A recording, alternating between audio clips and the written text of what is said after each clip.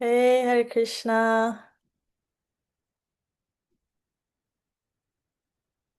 It's me again, Hare Krishna. Long time no see you. Long time no see. Wait, what's on your sweatshirt, Prema? What? What's on your sweatshirt, the logo?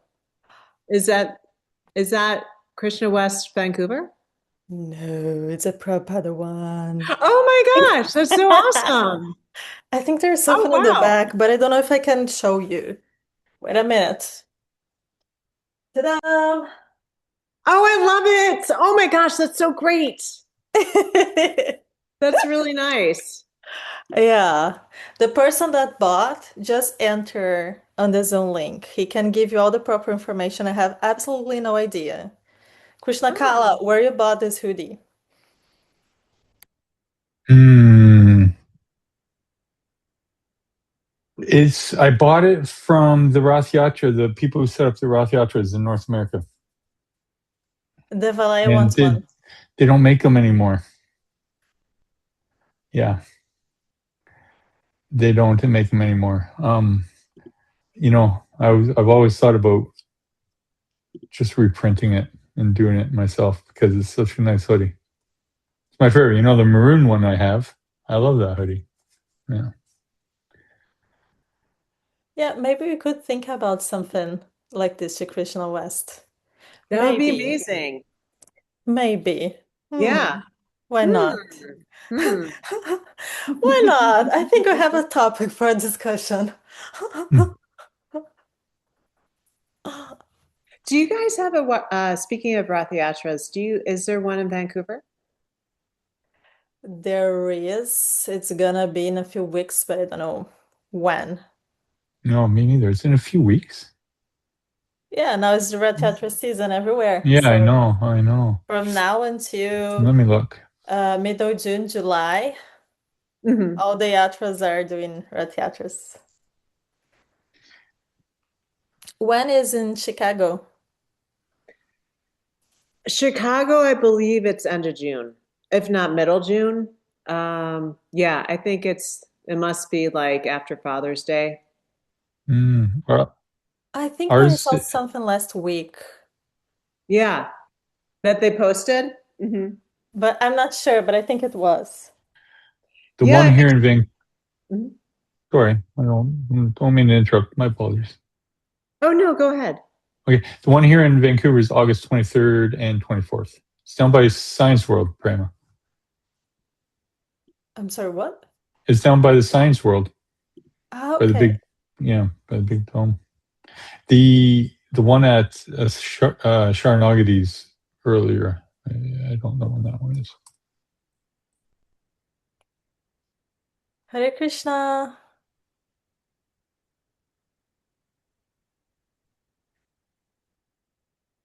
Haribo. We are here talking about Rath Yatras. Yeah, the one at Sharanagati is June 28th. And it's only a 1 day thing going on there.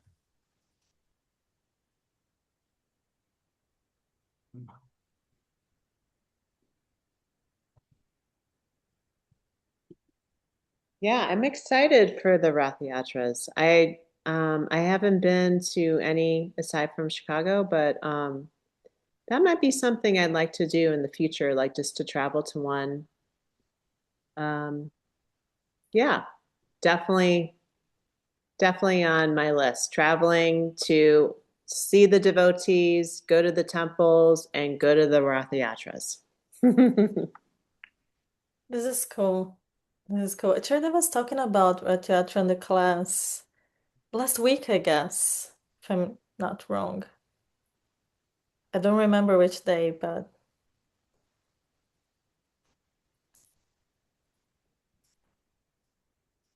Raymond and I remember we went to the New York one? It was pretty big. Yeah, New York Yeah, was the biggest that I went, but I think that is the biggest outside India. I'm not sure. uh, Toronto's bigger. Oh, really? Yeah, Toronto's it's huge. It's insane. Yeah, yeah. 140,000 people or something like that. Yeah, This is a lot. yeah. Biggest one I was to is in LA, but it was back in like 1984. Hmm. I went to that one. I mean, I used to do them all the time in New Orleans. I've been up to Seattle a bunch of times. Tomorrow I'm heading for Mississippi. Nice. Oh, I'm gonna go work on the temple down there, and I'm staying there for the opening. So I'll be gone for 5 weeks. I'll try and get into class depending on I don't know what all the internet facilities are down there. Mm. They want me to fix that also, but we'll see what happens. Where in Mississippi? Um, Picayune, New Taliban. oh, okay. Huh. Is there In another temple in the state, or is that the first one? in Mississippi, that's the only one. The other nearest one, of course, is New Orleans. They're only an hour apart. And that's actually where I started my devotional career was in New Orleans. Hmm. Career. That's a funny way to put the career.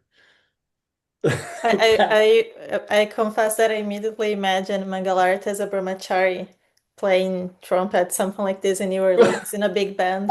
Oh It's no, gonna be no, no. amazing. But I did when I joined, I had really long hair, back in the 70s. And so when I shaved up, I had a very long Sika. And Jayapataka is the one who taught me how to tie it up Oh, properly. Okay. He came, in fact, I haven't heard this officially, but sounds like he's going to be a new Taliban. Of course, they got the Sangha that's going on in New Orleans the week before. And so when that ends, they're all going to New Taliban for the opening. And that happens on the 17th. wow. Hey, So I'm going Madhavana, to. Hare Krishna.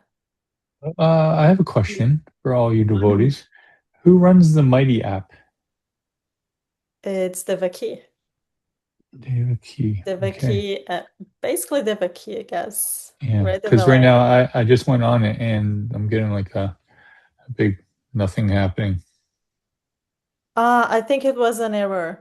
That's why I'm apologize. I took a few minutes to send the link because I couldn't join the app. I think Hmm. maybe There's a something bug is going on there. happening. Yeah. Yeah. Yeah. But let's see. Maybe after the meeting things are okay. Maybe it's something of the Were you going to mighty. try and put a link to this uh, Zoom on the Mighty app? Is that was the idea? It's there already, Oh, but okay. I Mm. don't know what was Kala's necessities. I just opened to see a messages from earlier. Yeah. Got it. Well, so today we'll start the third part of the comprehensive guide, and we'll talk about gunas. It's very interesting because the class that Acharyadeva gave this morning, he started to talk about gunas.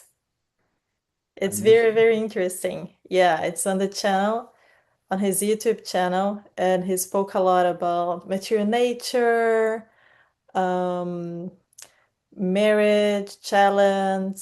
It's pretty interesting. I even saved the link to share in the group. I will share this later. Madhavana watched.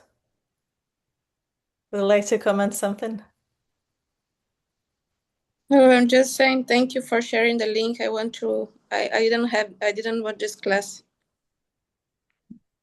It's a really good one. I think 44 minutes, 46 minutes, something like this. Yes, please share the link. I He will. never does short classes. No such But thing. but now he's doing shorter classes. So what's short? 45 minutes? Yeah, I know, yeah. usually got an hour, hour and a half. Yeah, because in Hmm. January, February was like 1 hour and a half, or Mhm. sometimes two, but now it's been like this. I think that because he said that he was prioritizing the time to plan the course there, some things like this. But yeah, I will share the link. Let me share here the book. Here it is. Nature's Three Modes, Guna. Someone would like to start reading? I'll start. Sure. Okay. Krishna defines the primary material elements, physical and cognitive, as his inferior nature. As clothes cover the body, these temporary physical and cognitive elements cover the eternal soul, who is Krishna's superior nature or energy. All material objects, whether bodies or planets, are ever in flux, endlessly transforming into different forms and qualities. Yet material energy itself, the substance underlying nature's protein forms, is beginningless and permanent. Importantly, material nature manifests with primary perceptible qualities.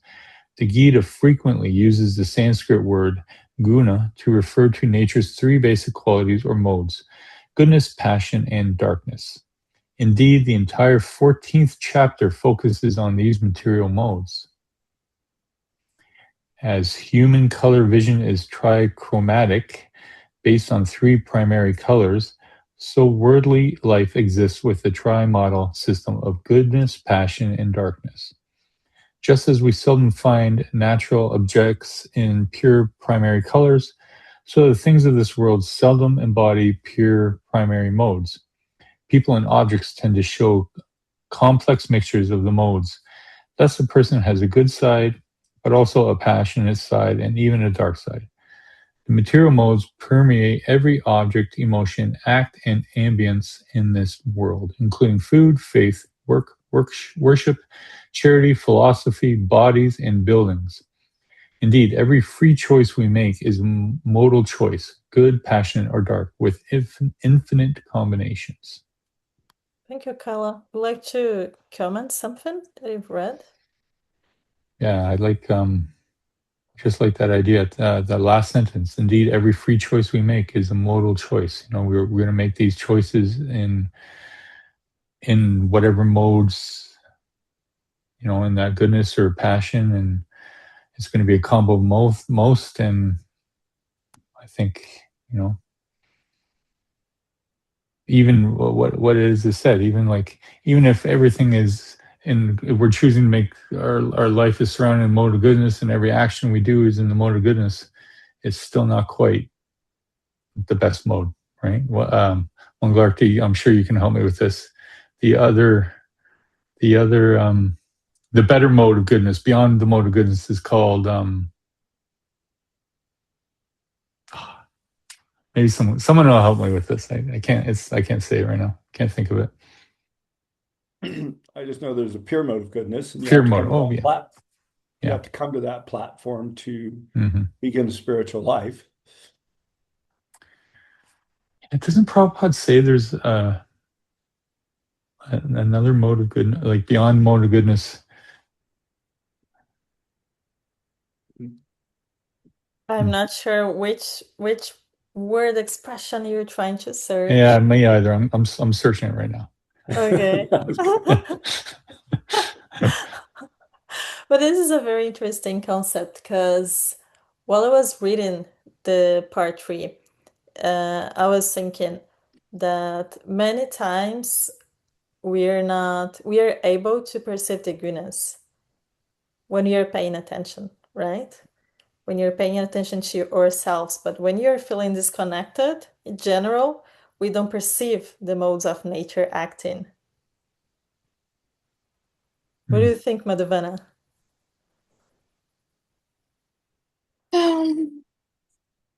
I think that the good. Espera só um pouquinho. I think that when we are the mood I was talking to my father. I just forgot what I was saying. Yeah, I think the moods of nature are influencing us all the time, and sometimes we just realize that we took a very wrong decision because we didn't think right. So we didn't take the time to realize what was the mood acting on us before we take this decision.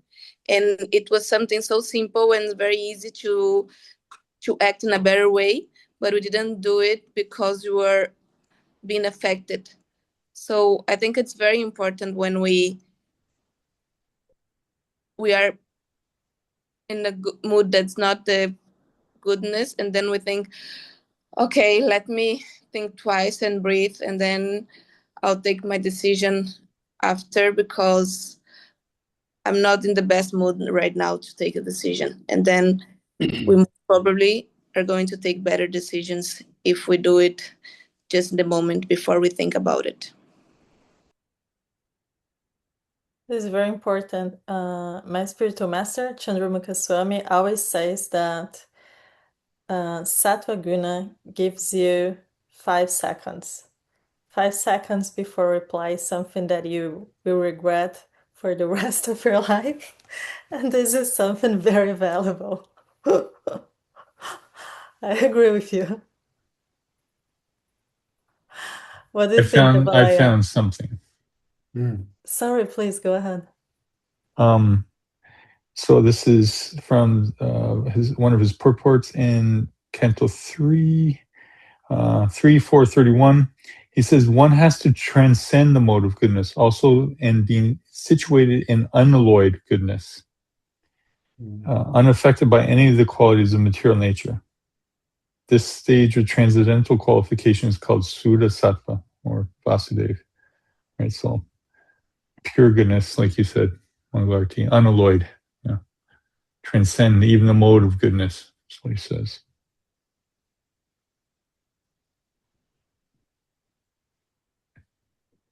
Vivradaha Sattva, pure goodness. Yeah. And one thing that I was thinking, that it doesn't matter what mood you are when you take a decision, you have to deal with the consequences.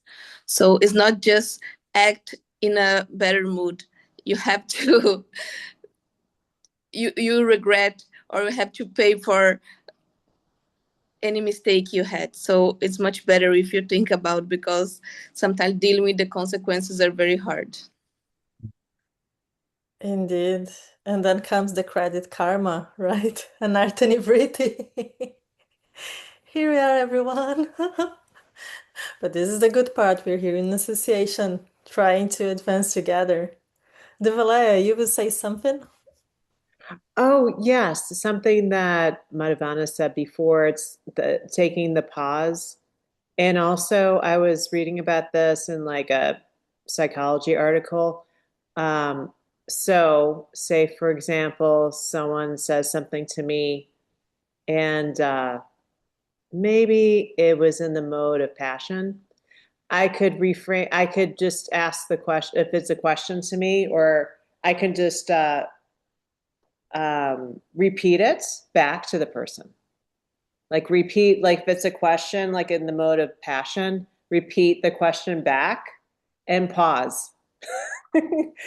And I thought that's really brilliant. I really like that, because it wasn't me really I wouldn't be reacting. I'm just kind of, it might be just surprising, because I think many times where I've been in the situation and the mode of passion and like, locking horns with someone, it's like we just need to win. Like we want to win. It's not about acting in the mode of goodness and really settling down, taking a pause and trying to understand what the person's saying. And maybe diffusing the act of the mode of passion. Just raising it up to a sattvic level. So yeah, I thought that was really interesting. I'm going to try to do that, especially when I'm talking to my family. They're the most triggering. And this is something very interesting also, because you can say the same phrase in a way totally without violence. The same thing with passion, the same thing with ignorance. So our intonation changes a lot. Our body language, the way that we decide to express ourselves, or the way that we are used to express ourselves. And sometimes we just don't have an idea of how this is going out, right? Because we think something, we think one message, but between what you thought and what this person received, there is a huge way. And many things can happen in this frame of seconds. Many misunderstandings, many misunderstoods can happen. It's said that people judge others in seconds. I think that maybe Madhuvana have studied this because Madhuvana works with many people, right? In hotel and this kind of stuff. So when you meet someone new, in I guess that less than 10 seconds, you do a full reading of this person. Actually, also in the airport, we had some trainings, and they said that you have to read the person in just 5 seconds because they're coming to you, and you need to pay attention on the appearance and behavior. So that's what we have to do when we have to deal with people. And sometimes they don't even need to say anything, and you can read it. But also, don't judge. It's just something for your safety, but don't judge people just by looking at them. I agree. When I used to work as a flight attendant, I have like seconds to read everyone, 200 people entering inside the plane. And it's not because you were judging, it's because you are so trained that you already know those who will maybe potentially give you problems, those that you can count in a case of an emergency, everything, everything. And also, someone who may need some special attention is going through some difficult moment. Just by looking at these people, you can say like, okay, maybe I need to be careful with them, or just smile in a different way, or talk some, or say just something kind. It's for the both ways. It's like, as I said, it's just for you to read the person, not to judge them. Yeah, yeah. And when we're associating with different types of people in the same way, we can try to read the place that we are, the people that we are associating. And Prabhupada is very clear about the instructions of be wise of those that you are in association, because we need to be associated with other devotees, but we always need to be associated with those who have the same mentality. And sometimes it's not because people are in the same place together that they will try to cultivate the same interests. Ideally will be, but in the practical life, sometimes it's not. And that's why we have many disagreements sometimes between devotees, between people everywhere, different humors, right?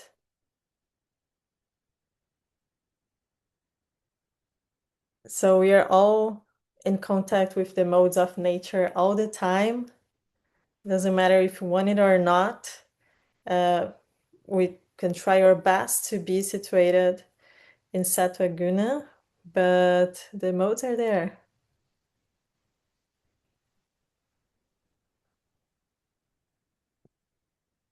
Um, Let me back to the screen here. Mangalarati, you say something? No, No? I just muted because I ran off. Someone came to the door, a solicitor. It's okay. So.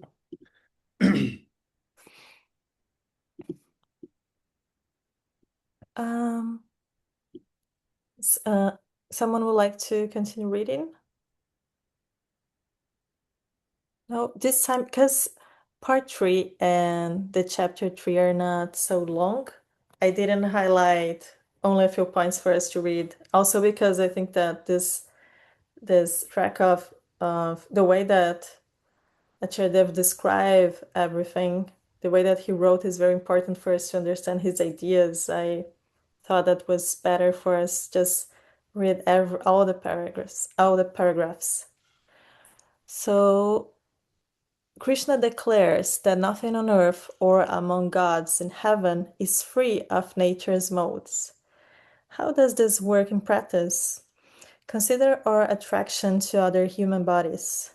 Mere atoms or molecules do not send us swooning, for every physical body basically contains the same types of atoms and molecules. Molecules? I'm saying right? Molecules. Molecules, thank you.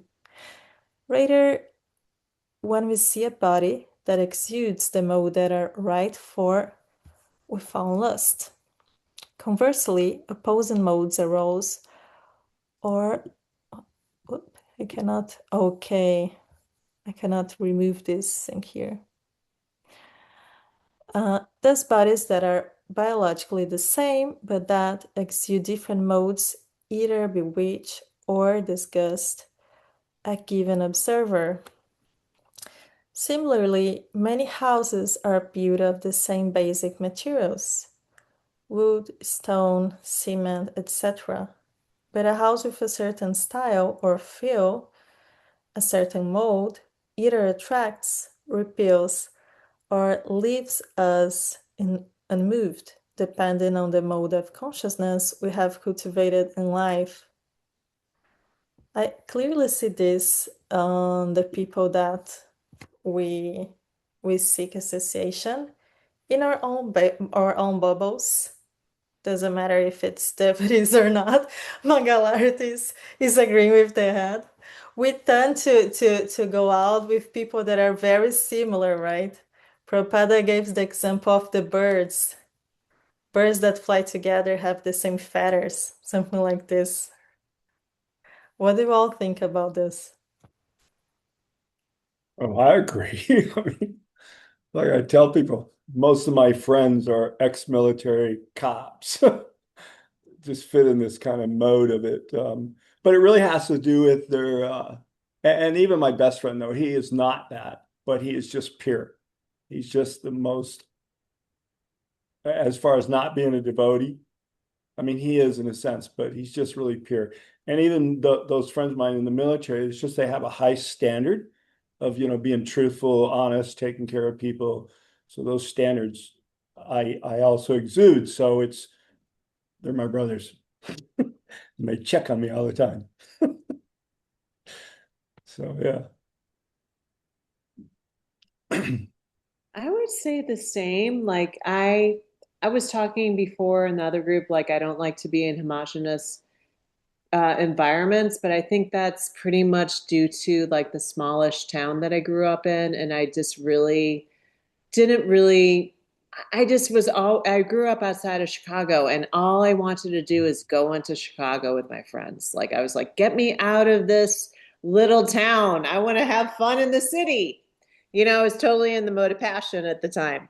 But I feel like now of course I'm drawn to the devotees, but I've always been drawn to art. So I have a lot of friends who are in art. They're poets or into visual arts. I just feel like in that kind of environment, like a more art environment, it's more, I would say, just more open to ideas. So I feel a little bit more comfortable in that kind of space.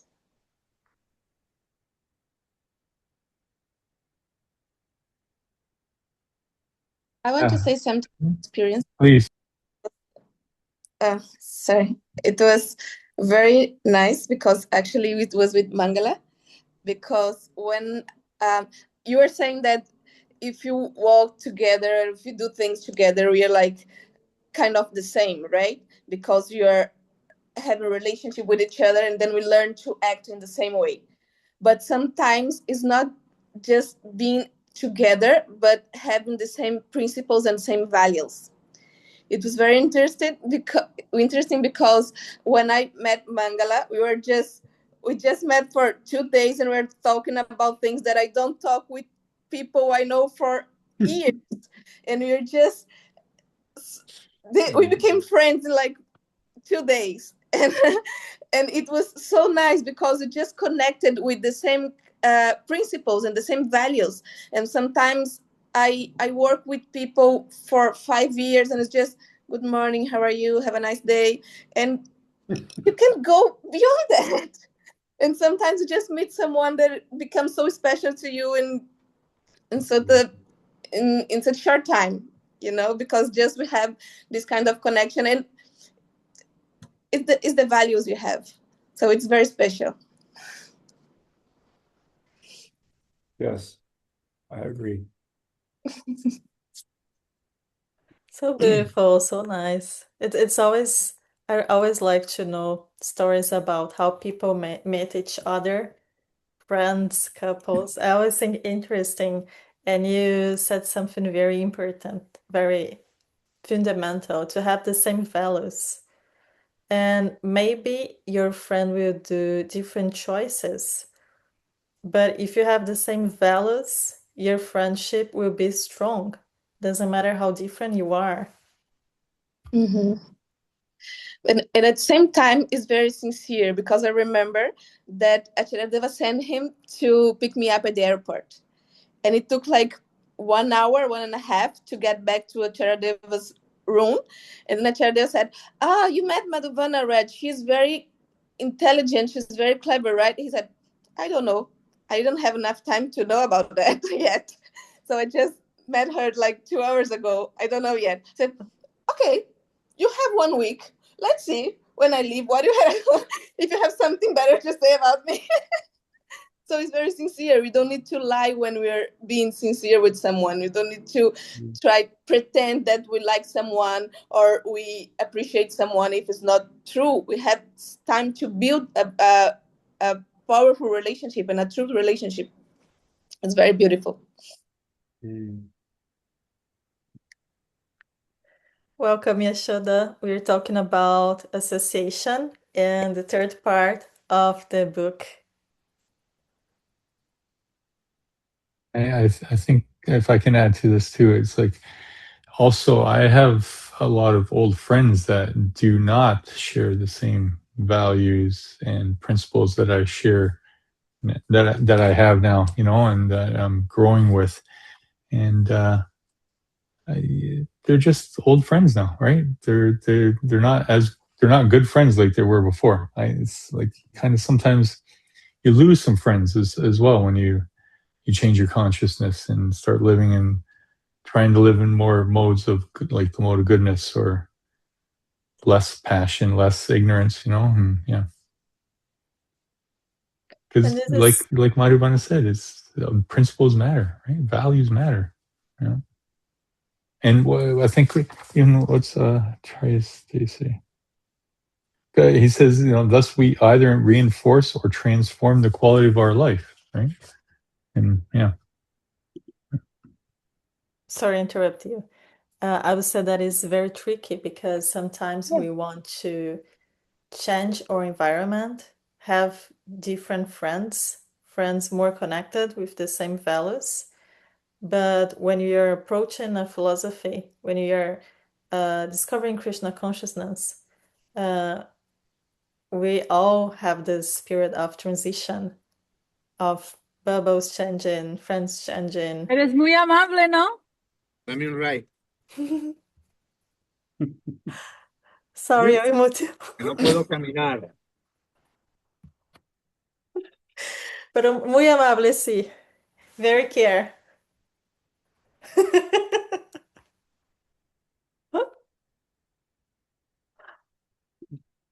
It's funny because me and Yashoda, for instance, I know her for more than 10 years. 10 years. And we only get close of each other this year. Hey, Dina, welcome. We're talking about association. I will continue to share here the Kindle. Thank you. Sorry. It's okay. Someone else will say something? I was changing the screens and I lost here. No. In choosing friends, spouse, music, career, food, neighborhood, movies, recreation, and everything else, we choose and attach ourselves to particular combinations of modes. Thus, we either reinforce or transform the quality of our life. And this is why it's so important to pay attention to our thoughts and our behavior, because this becomes who you are, right?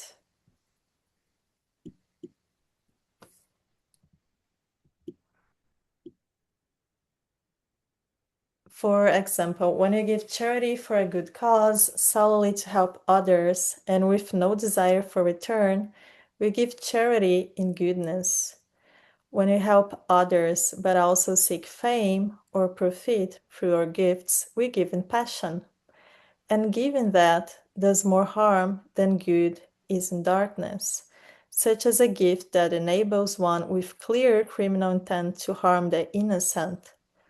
Thus, the quality or mode of our giving affects the quality of our life. What do you all think about this?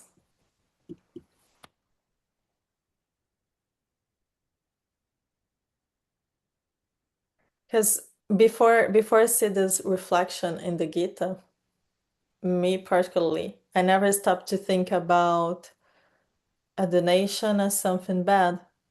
I used to think a donation as always as something positive. And then I start to reflect like, oh, really? There's different types of donations. It's not all donation that will be positive. Sometimes you're just trying to solve your problem of space in your home and you donate lots of things. So this is not necessarily charity.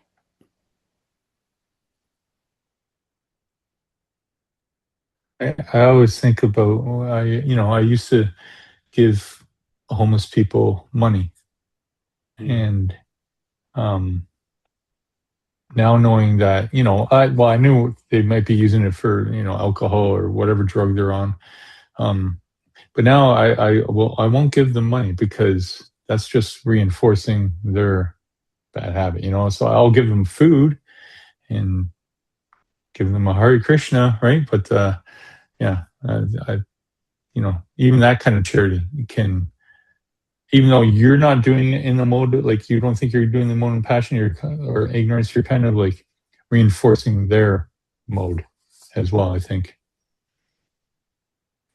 Yeah, but even this, so to, let's say, give food, and so you're thinking you're doing it in the mode of goodness, but actually, if you give them prashadam, and there's a difference, Yes, yes, then yes. you, I meant prasadam. Yeah. well, but no, what you Yeah, said is yeah, important though, because yeah. if we can give them food, right? Hmm. Yeah, you can go in and buy something, but if you don't offer it and you give it to them, it gets back to you're just helping their body, and that's fine. It's still at least in the mode of goodness, but the whole idea Right. is to transcend the modes and spiritualize everything. So that's why we give up shot. But yes, I also used to do that. Remember, I was very young. I stopped somewhere at a bus station. I was traveling. Some guy wanted some money, and I said, "What you need it for?" He says, "Food." I said, "Well, come on, I'll buy you lunch." He's like, Yeah. no, that's okay." And I realized, oh yeah, he didn't want lunch. So yeah, I don't. Yeah. I'm like you. I'd give him Yeah. prashadam, but that's as far as it'll go. Well, you I, can I give them was food, in I but was even inspired by Swami because I heard this thing about Swami that whenever he's traveling by car, he asks his devotees to bring prasadam to distribute to people who are homeless who ask for money or whatever. And so I was doing that. I was making little sandwich bags with an apple and a banana and like other things, and it was all offered. And I had it in my car just to hand out because where I was living at the time, there's so many homeless people and always running into something. You feel really like someone's at your window and like begging for something. You're like, no, I don't have anything. It kind of hurts a bit to not be able to offer them something. So yeah. Hey, welcome, Rob. We're talking about the gunas, different modes of nature, And specifically now we are talking about different types of charity. So, Kala, I agree with you. We all have something to offer. Maybe it's not money, maybe it's prasada, maybe you don't have prasada in your car, but you have something very powerful that is your time, your attention. And those that are in a really difficult situation, homeless, they face something very hard that is to be invisible for the society. Because many people don't even reply, don't even stop to talk with them. And I remember once that I replied someone and stopped to talk with someone, and this person said, "Oh, thank you so much for not being scared with me, because I'm dirty or think that I will try to stole you." And say, "No, please. Oh, thank you so much because I feel so invisible." And this breaks my heart so much because it's like 2 minutes, 3 minutes of your day, really. Uh, Maybe it's okay, 3 minutes. Maybe you're in a rush, but we all can do something, even that we think that it's a small. Maybe we'll change the day of someone. Hmm. I was just thinking, did I tell you about my trip to LA? So I was down in LA. I live in the country. I live in a very small town. Everyone says hello. So I was in LA for a month working on the museum down there. And I'd go for japa walks in the evening time, about dusk. Everyone's out, got their dogs out, and I'd walk around. Nobody will look at you. They won't even look at you. They're like eyes forward. They don't, you give them a nod. They just act like you're not there.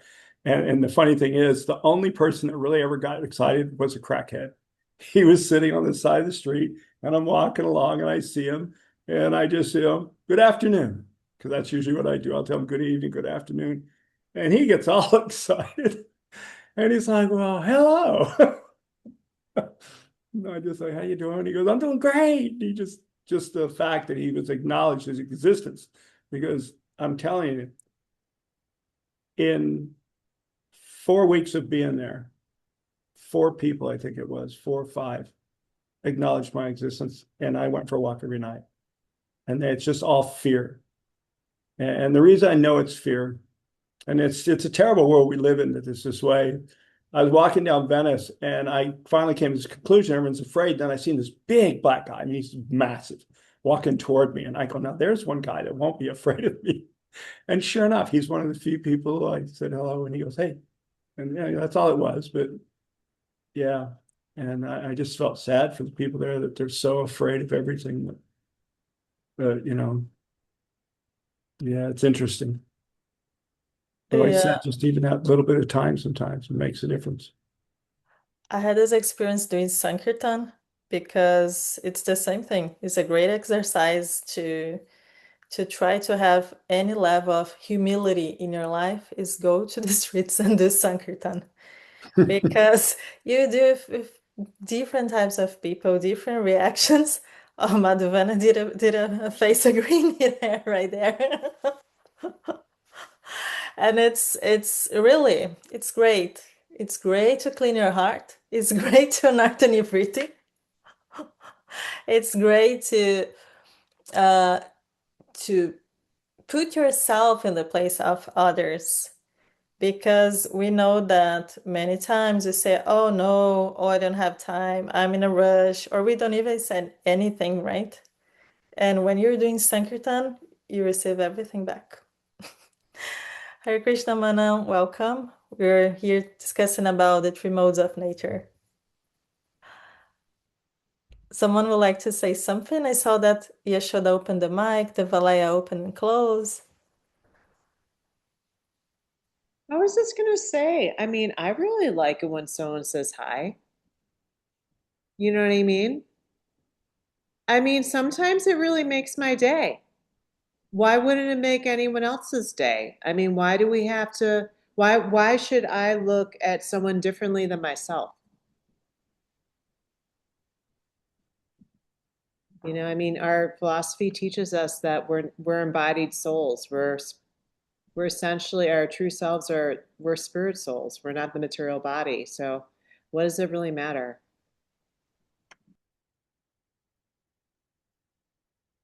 Yeah, I think that as more as we want to advance in our spiritual lives, we do need to understand that it doesn't matter the citizenship, the color of the skin, the gender, the age, anything. If you want to respect someone, you need to respect.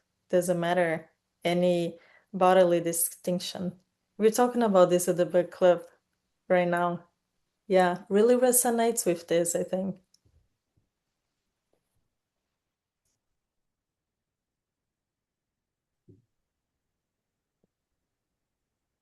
And I Do was thinking, oh, I'm so sorry. Go ahead. go, Guna. I was just gonna say, and at any moment, that could be me, like, or could have been in another life, and so, like, who am I to, yeah, it's taking that even in where it's like, well, okay, I need to check in with myself for a minute too, in those moments. So yeah, that's all.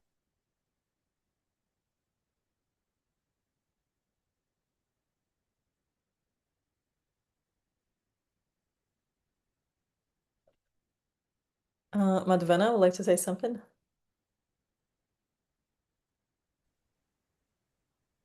I was just thinking that sometimes we are not kind with people, but we don't even want to be mean. We just get used to it because, for example, I'm from São Paulo. This is a huge city, and people are always in a hush and always thinking about what they have to do, and they are not kind because they're just living their life in, like, in a thousand mood, and then sometimes someone look at you and you get scared because, oh my god, something's gonna happen, because the dangerous place, so you don't even enjoy this kind of kindness. You don't want anyone looking at you because it's annoying. It's not something that happens in a good way.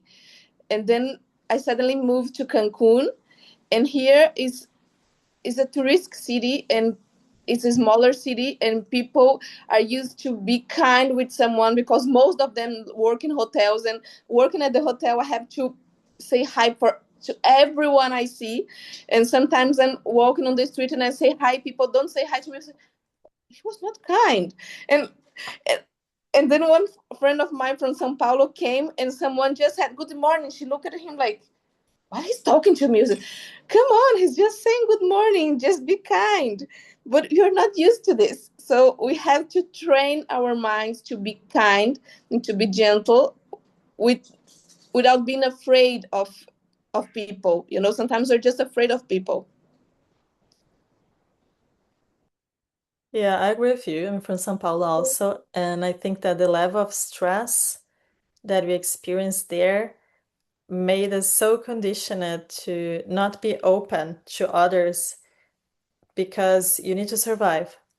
So you live in a much more close mood compared to other cities, I guess. And this shapes our perception of reality totally. That's what Chardeva will continue sharing here with us. Let me back to the book. Our mode choices also shape our perception of reality.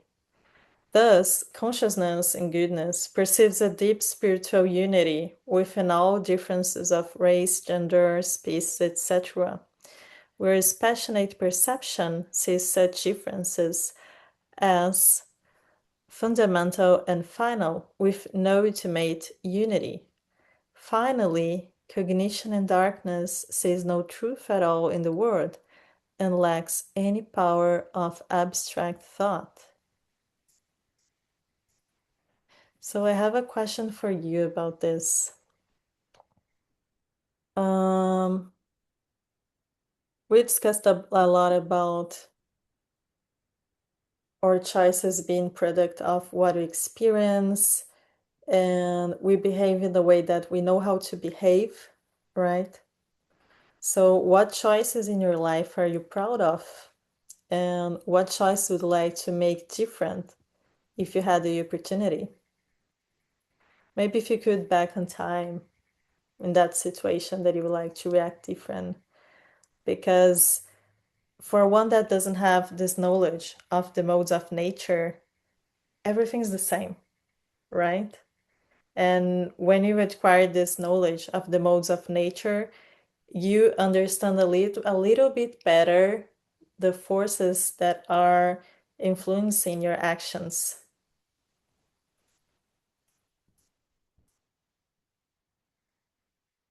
Sometimes we don't realize, like you woke up in a bad mood and you don't even know why. And then you start to think and notice that, oh, okay, I had a stressful discussion before go bed, or I saw something on the news that really pushed me down. I like what you said there about how we, without this knowledge, we used to just live like everything was the same. It's so true. It's like this whole illusion. So it's just this clouds our judgment and everything. And we're just thinking everything is just one way or not. I mean, of course, most people have this idea of, you know, goodness, and it's doing something good or you're doing something bad, good and evil, right? Like, but the subtleties of all the gunas, and the mixes of them, yeah, that's true. I never thought of it that way. Of course, I used to always, like you said, think about just everything, just do it, just whatever. I was just doing whatever without um, any forethought or concern about the modes and the karmic reactions, anything like that. Yeah. I won't get into too many specific instances. There's too many for me. that that I would definitely regret. And yeah, would definitely, if I could go back in time right now, knowing what I know now, things would be different. But yeah, That thought's been through my mind so many times. What would I do different? But the reality is, if anything changed, I wouldn't be who I am. I mean, so you asked what was the best decision? Well, for me, of course, going to the temple that first day to see what it was, because that was the life changer. That was out of all the pivotal moments of my life, because of this knowledge that I have, it was a life changer. After that, yeah, I mean, made a lot of bad choices, but all those are learning lessons, right? So if we don't, I guess I just pray that I can keep learning and not to miss a lesson. Does that make any sense? I mean, because all these things that happen to us, they're all lessons. And, the cool thing is, we have this knowledge, and if we know how to use it properly, um, it just makes life, even materially, so much easier. I mean, because we're talking about the three modes. And I was in business. I think I've talked about this before. Any big decisions I had to make, or I had to talk to someone that's going to be difficult, I'd always do it before lunch, always without fail, because the universe is in the mode of goodness. And I would never make decisions after dark. Just don't. Just don't. Chill out, wait for in the morning. And you talk about, like, in the big cities, you see it. Everyone gets up in the morning and everyone's happy and things are moving along. And about noon, it's like traffic, just everything's, at super speed. We're trying to get everything done before the end of the day. And of course, we knows what happens after dark, right? I mean, that's just so, knowing that, though, just knowing that simple thing, that alone, can help you make good decisions for your betterment, your own self-interest, as Chinese puts it, right? So that, we're blessed to have this knowledge.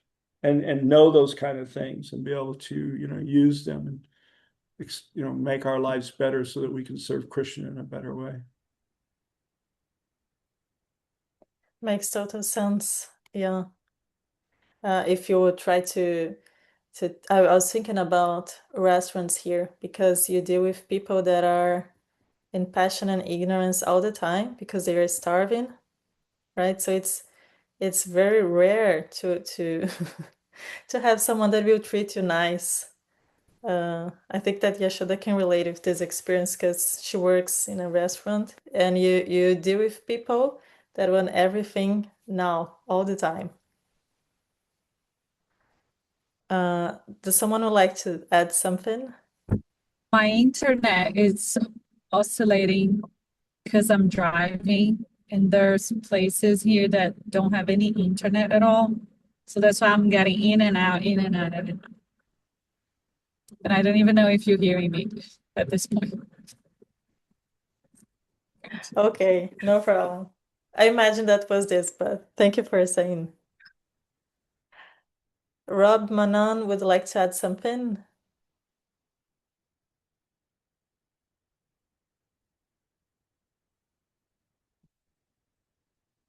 Someone Hare else, Krishna. Tina. Hey, Hare Krishna. Hare Krishna. I'm driving now, so yeah, I'm not able to tell something today. Sorry for that. It's okay, no problem. We're happy that you're back on the group.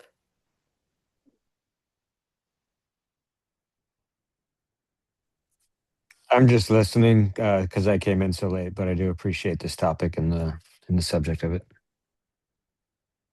All right, thank you for being with us.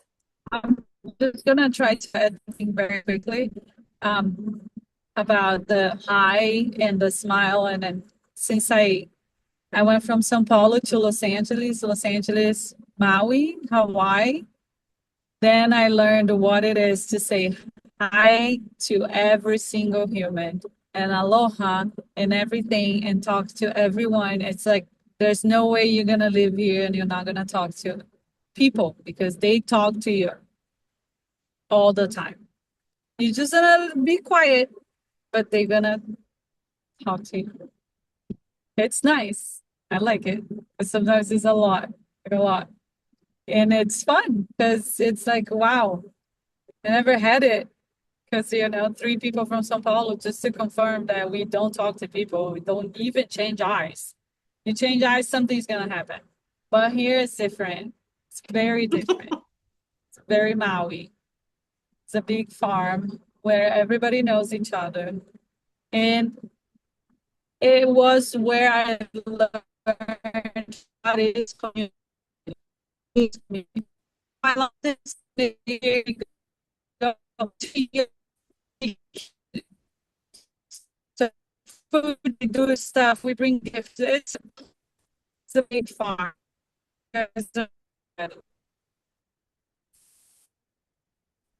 I'm gonna go out of internet now, so I'm not gonna talk, so we're gonna be like.